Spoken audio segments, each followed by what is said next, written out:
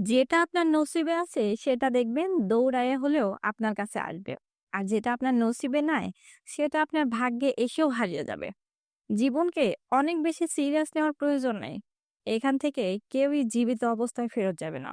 জীবন যদি এতটাই সুন্দর হতো তাহলে আমরা এই দুনিয়াতে কান্না করতে করতে আসতাম না।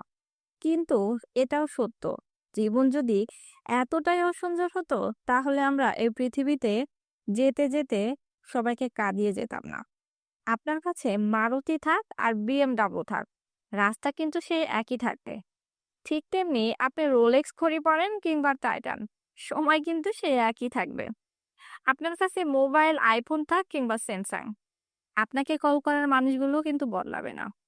ইনকাম ছোট বড় হতেই পারে, কিন্তু দেখবেন খাবারের রুটির সাইজ সব বাড়িতেই সেই একই থাকে। এই জন্যই আপনাকে দেখে যদি কেউ জ্বলতে থাকে, আপনাকে দেখে যদি কেউ হিংসা করে, তাহলে সেইগুলো তাকে করতে দিন। কারণ কেউ হিংসা করে আপনার রিজিক সামান্যতম কমাতে পারবে না। আপনার নসিবে যেটা আছে সেটা আপনার ভাগ্যে ঠিকই আসবে।